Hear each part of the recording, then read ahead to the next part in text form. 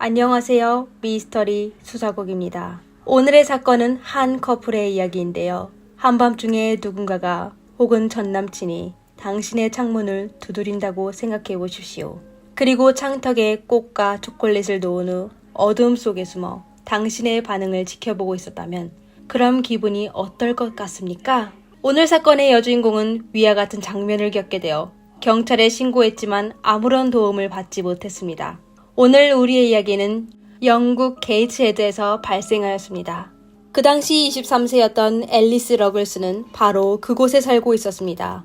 앨리스의 아버지는 대학 교수고 어머니는 초등학교에서 사무직을 담당했는데 앨리스 가족은 아주 행복하게 살고 있었습니다. 사남매 중 셋째인 앨리스는 성격이 무척 활발하고 장난꾸러기였습니다. 그녀는 모험하는 걸 좋아하고 스포츠도 아주 즐겼습니다. 시간만 되면 가족과 함께 카약을 타며 같이 놀곤 하였는데요. 그리고 그녀가 가장 좋아하는 스포츠는 펜싱이었는데 2010년에 앨리스는 노선부리아 대학교에 입학하여 상품 디자인을 전공했습니다. 그녀는 대학교에서 뛰어난 성적을 받았을 뿐만 아니라 펜싱 분야에서도 좋은 성적을 받았었는데 심지어 학교를 대표하여 2012년 여자 펜싱 대회에서 우승을 차지하기도 했습니다. 2014년에 앨리스는 대학교를 졸업한 후 스카이 TV 방송국에 근무하게 되었습니다. 그러다 뛰어난 능력으로 곧 현장 파견자로 승진하게 되었습니다. 퇴근 후 그녀는 친구나 가족과 같이 시간을 보내거나 여행을 즐겼습니다. 이렇게 그녀의 가장 친한 친구 제니가 그녀에게 함께 여행을 떠나자고 하자 앨리스는 아주 기뻐하였습니다. 여행 중 두 사람은 많은 사진을 찍어 페이스북에 올렸습니다. 얼마 지나지 않아 누군가가 제니의 페이스북에 댓글을 달며 어떤 남자가 사진 속 여자가 가장 자연스럽고 아름다운 여성이라며 극찬했습니다. 제니는 그 댓글을 앨리스에게 보여주며 댓글을 남긴 사람이 해리라고 하였습니다. 그는 제니와 같은 대학을 다녔었는데 사실 제니와는 친한 사이가 아니었습니다. 그냥 그녀와 겹치는 친구가 있었을 뿐인데요. 칭찬을 받은 앨리스는 감사하다는 메시지를 남기며 그녀는 해리와 대화를 나누게 되었습니다. 인도 출신의 해리 딜론의 본명은 트리만 딜론인데 그를 잘 아는 사람들은 그를 해리라고 불렀습니다. 그의 아버지는 인도군의 소령이었으며 현지에서 유명한 인사였습니다. 외동아들로서 해리는 어린 시절부터 사랑을 독차지하며 살아 자존심이 강하고 고집이 세며 오만하기까지 했습니다. 해리는 대학 시절의 마지막 2년을 영국에서 공부할 기회를 얻게 되었습니다. 아버지의 영향을 받아서인지 해리는 영국에 도착한 지 얼마 안 돼 입대를 신청하여 아프가니스탄에서 비전선 전투원으로 복무하게 되었습니다. 그러다 2015년 10월에 아프가니스탄에서 복무하다 그는 페이스북에서 앨리스를 만나게 되었습니다. 비록 멀리 떨어져 있어 직접 만난 적이 없었지만 두 젊은이는 거의 매일 영상통화를 하여 두 사람의 관계는 점점 더 가까워지게 되었습니다. 그리고 3개월 후인 2016년 1월에 두 사람은 드디어 만나게 되었습니다. 그들은 함께 뉴캐슬로 갔다가 에딘버러에서 일주일 동안 머물렀습니다. 앨리스는 해리가 집착할 정도로 좋아했는데 친구들과 대화할 때마다 그를 언급하곤 했습니다. 하지만 시간이 흘러가자 해리의 문제가 드러나기 시작했습니다. 그는 앨리스의 몸매와 옷에 대해 평가하며 그녀가 너무 뚱뚱하다며 몸매 관리를 해야 아름다움을 유지할 수 있다고 하였습니다. 그리고 그는 때때로 다른 여성을 만났는데 심지어 한 번은 난도스에서 두 사람이 식사할 때 앨리스에게 야 봤어? 웨이트리스가 나한테 관심 있는 것 같아 라고 하였습니다. 두 사람이 사귄 지 몇 달 만에 앨리스의 친구들은 그녀가 말수가 적어지고 점점 마르고 또 친구들과 어울리지 않는 걸 발견하게 되었습니다. 알고 보니 해리는 앨리스를 계속 통제했었는데 그녀의 옷차림뿐만 아니라 그녀가 친구를 만나는 것도 간섭하였습니다. 특히 그녀가 남성 친구를 만나는 걸 아주 반대하였습니다. 해리의 눈에 앨리스는 그의 연인일 뿐만 아니라 그의 소유물이기도 했습니다.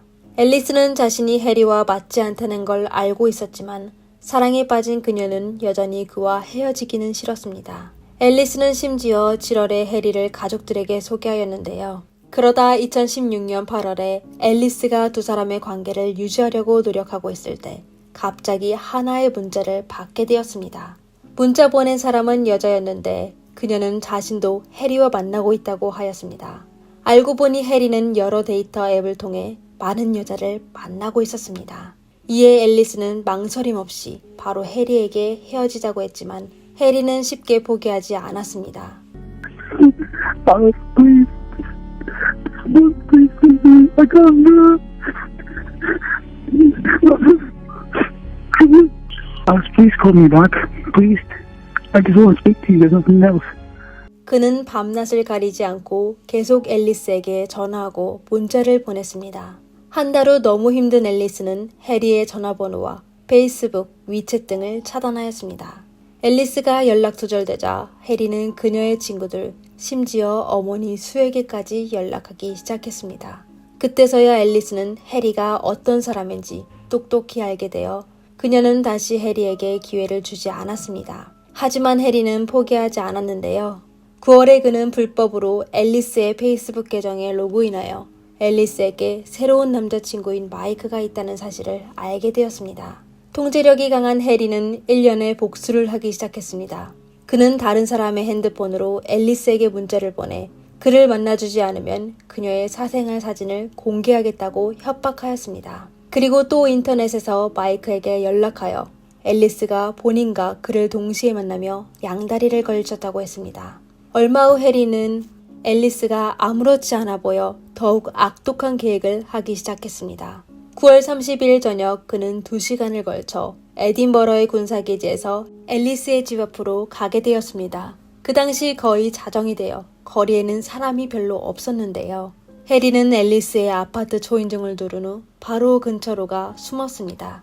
그렇게 여러 번을 반복한 후 앨리스는 그 사람이 해리라는 걸 눈치채게 되었습니다. 그리고 해리는 숨어 있다가 앨리스 방 안에 불이 켜진 걸 보고 벽을 넘어 뒤뜰로 간 후 작은 돌멩이로 앨리스 침실의 유리창을 쳤습니다. 놀라게 된 앨리스는 조심스레 창문을 열었는데 꽃다발과 초콜릿을 보게 되었습니다. 그리고 바로 이어 해리의 문제를 받게 되었습니다. After we spoke and you didn't want to speak, well, you didn't want to call me again, so that's why I decided to come down to give you flowers and chocolates. Now I'm on my way back. If you want to take it, you can take it. If you want to bin it, you can bin it. It's completely up to you. That's all I want to say. Killing you is something that I've never, ever thought about. And I will never, ever even think about that. 앨리스에게 해리의 꽃과 초콜릿은 전혀 로맨틱하지 않고 무섭기만 하였습니다. 그녀는 해리가 미쳤다고 느껴져 고민 끝에 경찰에 신고하였습니다. Hi there, I just need a bit of advice really, more than anything. So I split up with my boyfriend about 3 months ago. Since then, I know that he's hacked into my Facebook and also my phone. He's been sending me a lot of messages even though I've asked him not to contact me. And well, he'd sent me a message saying I've been in the garden since 5. I had him knock at my door and there was no one there, and then it happened again 2 or 3 times. And then he's come round the back, knocked on my bedroom window. He walked off, he's not done anything, but I'm concerned. I just feel a bit like shaken up tonight. So well, it can be as harassment. Yeah. Which is a crime. Yeah. We report it directly to the police now, and we can issue one with a PIN notice, which means if he ever comes near you again or contacts you again, he'll be arrested. Okay, thank you. 전화를 마친 앨리스는 그제야 안전하다고 느껴지게 되었습니다. 물론 핀이 무엇인지 전혀 모르지만 경찰은 핀이 있으면 해리가 또 한 번 소란을 피우게 되면 그가 체포될 거라고 하였습니다. 하지만 사실 핀은 아무런 법적 효율이 없었습니다. 우선 경찰서에 해리의 전과 기록이 남지 않을 것이고 해리가 다시 앨리스를 괴롭히게 되어도 경찰이 무조건 해리를 체포할 것이라고 보장할 수 없었습니다. 그렇다면 핀은 정확히 무엇을 의미하는 것일까요? 사실 그냥 경찰이 해리에게 그만하라고 그들이 해리가 하는 짓을 전부 알고 있다고 통보하는 것 뿐입니다. 다시 얘기하자면 나는 단지 당신에게 겁을 주는 것 뿐이다. 당신에게 아무 짓도 하지 않겠다는 의미였습니다. 10월 1일 경찰은 앨리스에게 전화하여 그들이 해리에게 핀했으니 해리가 계속 앨리스를 괴롭히면 경찰이 가만 안 둘 거라고 하였습니다. 경찰의 말을 들은 앨리스는 마침내 마음이 편해졌습니다. 순진한 그녀는 그 핀이 자신을 보호할 수 있을 거라고 믿었습니다. 이틀 후인 10월 3일에 경찰은 해리의 행동을 그가 복역하는 군부대에 알렸습니다. 사실을 알게 된 해리의 상사는 해리와 단둘이 대화를 나누며 그에게 경고했습니다. 그러나 상급자의 구두 경고는 해리의 행동을 막지 못하고 오히려 해리가 더욱 과한 행동을 하게 되었습니다. 그는 경고받은 당일에 앨리스에게 소포를 보냈습니다. 4일 후인 10월 7일에 해리가 보낸 소포를 받은 후 깜짝 놀라게 되었습니다. 핀을 받은 해리는 그녀에게 대량의 사진과 편지를 보낸 거였습니다. 불안하게 된 앨리스는 다시 경찰서에 신고 전화를 하게 되었는데요. Hi there. Yeah, I've been in touch with the police. Somebody's been issued with a pen so that they can't contact me. However, I've had a letter off them. So you're reporting like the breach of the pen. Yeah, Who was it from? Harry Dillon. What was the content of the letter? Was he... So pictures of me and him, notebooks that I'd sent him when we were together, and a letter. Okay, what was the nature of it? Was it like threatening or was it harassing? Or... No, not threatening. It's that he knows I called the police on him, and he's had everything confiscated, and he never does seem to stop. So do you want to call back to discuss this? Okay. Will it be the police officer that's been dealing with my case? I can't guarantee who it'll be. Okay. Alright, thank you. Yeah, thanks, bye. Thanks, bye. 경찰은 나중에 앨리스에게 연락하여 해리가 앨리스를 계속 괴롭히고 있다는 걸 알고 있었지만 전에 얘기한 것처럼 해리를 직접 체포하지 않고 오히려 앨리스에게 해리가 체포되는 걸 원하냐고 물었습니다. 마음씨가 착한 앨리스는 해리를 난처하게 만들고 싶지 않았고 그냥 해리가 자신을 괴롭히지 않았으면 한다고 하였습니다. 그러다 경찰이 떠난 후 앨리스는 언니 엠마에게 문자를 보내 경찰이 아무것도 하지 않은 것 같아. 내가 목숨을 잃어야만 그들이 이 일을 심각하게 받아들일 거야. 라고 하였습니다. 놀랍게도 그녀의 말은 사실이 되었습니다. 앨리스가 소포를 받은 지 3일 만에 해리는 악독한 계획을 실시하였습니다. 그는 저녁에 또 2시간 넘게 운전하여 앨리스의 집으로 향하였습니다. 하지만 이번에 그는 마당 사진을 찍고 주위 상황을 자세히 확인하고 떠났습니다. 이틀 후인 10월 12일 오후에 앨리스는 평소처럼 동료 보와 퇴근하였습니다. 앨리스의 동료들은 그녀가 괴롭힘을 당하고 있다는 걸 알고 있어 전부 적극적으로 그녀를 집으로 데려다 주었습니다. 그날도 마찬가지였는데요. CCTV에 따르면 그녀는 오후 5시 31분에 폴의 차에서 내려 집으로 돌아갔습니다. 집 안으로 들어간 앨리스는 기분 좋게 새로 구매한 이브닝 드레스를 입고 5시 45분에 친구와 채팅하며 드레스가 예쁘냐고 물었습니다. 그녀의 마지막으로 채팅 기록은 그날 오후 6시 1분이었습니다. 그 당시 그녀는 남자친구 마이크와 금요일의 파티에 관해 얘기하고 있었는데요.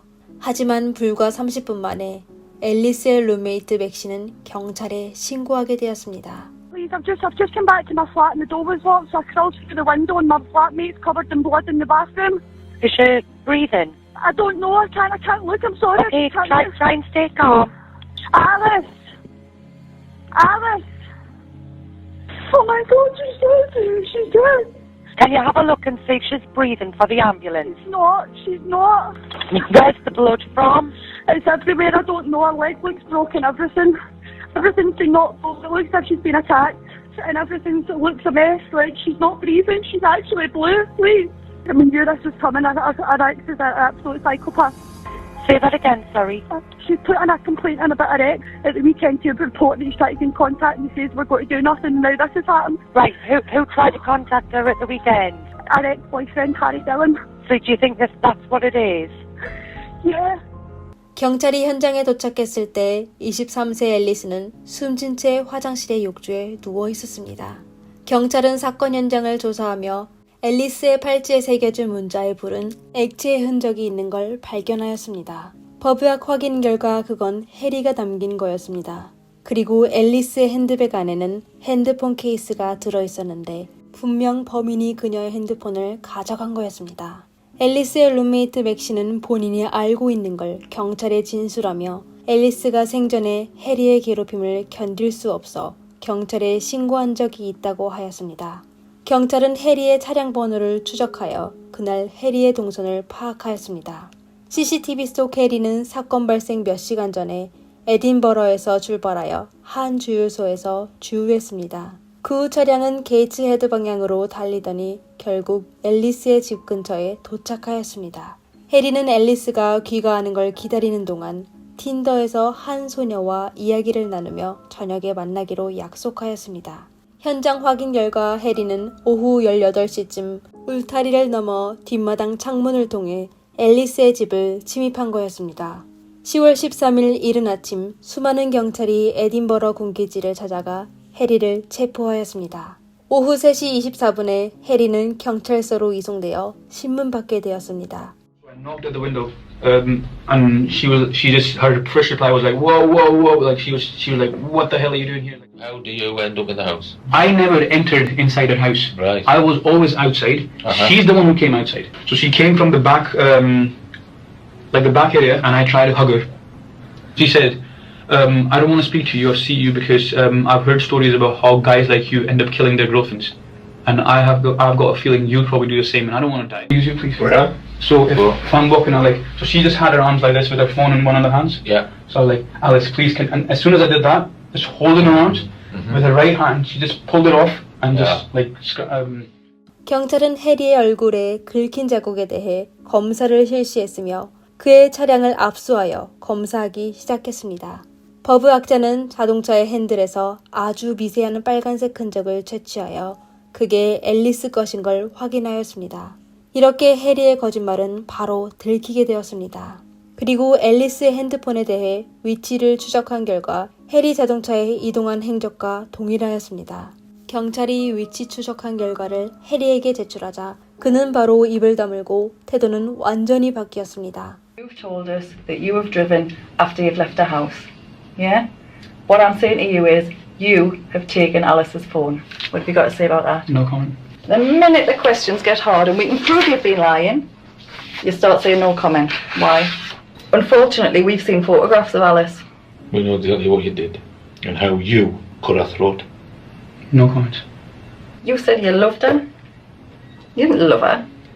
You thought if you can't have her, no one else can have her. That's exactly what you thought. 사건이 발생하고 6개월 후인 2017년 4월에 앨리스의 사건은 법정에서 공식 재판을 받게 되었습니다. 하지만 법정에 서게 된 해리는 유죄 인정을 거부하고 새로운 이야기를 만들어냈습니다. 그는 그날 밤 앨리스와 말다툼하게 되었는데 앨리스가 홧김에 그를 해치려고 했는데 실수로 자신을 다치게 했다고 하였습니다. 배심원단은 해리가 지어낸 이야기를 전혀 믿지 않고 재판한 지 1시간도 안 돼 그의 고의상해 혐의에 유죄를 판결하여 판사는 해리에게 22년의 가석방이 없는 종신형을 선고하였습니다. 이렇게 무고한 앨리스의 사건은 끝나게 되었습니다. 피해자 앨리스는 생전에 항상 모든 일에 아주 조심했습니다. 그녀는 해리의 집착이 심해지자 연속 2번 경찰에 신고했으며 퇴근 후에도 혼자 귀가하지 않고 항상 동료들에게 도움을 요청하여 같이 집으로 갔습니다. 하지만 그녀가 그렇게 조심했는데도 참변을 당하게 되었습니다. 앨리스 사건이 발생한 이후 그 당시 사건 조사를 담당했던 노선부리아 경찰서는 대중의 비난을 받게 되었습니다. 앨리스가 처음 경찰에 신고했을 때 그들은 핀에 대해 정확히 설명을 하지 않아 앨리스는 해리가 그녀를 다시 괴롭히기만 하면 경찰이 해리를 체포할 거라고 믿게 되었습니다. 하지만 핀은 아무 효과가 없었습니다. 앨리스가 2번째로 경찰에 신고했을 때도 경찰은 법을 위반한 해리를 체포하지 않고 오히려 앨리스에게 그를 체포하고 싶냐고 물었습니다. 법을 집행하는 기관으로서 피해자에게 법을 집행하겠냐고 물은 겁니다. 여론의 압박으로 노선부리아 경찰서는 내부 조사를 실시하여 사건 담당한 경찰관 2명에게 경고 처리를 하였습니다. 게이츠헤드 커뮤니티 카운슬에서도 경찰이 사건 해결하는 절차에 대해 제3자의 감사를 실시하여 20여 개의 개설사항을 제시하였습니다. 사건 발생 이후 앨리스의 부모는 스토킹 피해자를 돕기 위해 딸의 이름으로 재단을 설립했습니다. 그리고 그들은 경찰이 처음부터 앨리스의 신고에 충분한 주의를 기울였다면 또 해리가 처음부터 처벌받게 되었다면 비극이 발생하지 않았을 거라고 하였습니다. 시청자 여러분은 오늘의 사건에 대해 어떻게 생각하시나요? 아래 댓글란에 메시지를 남겨주시면 감사하겠습니다. 감사합니다. 다음 영상에서 뵙겠습니다.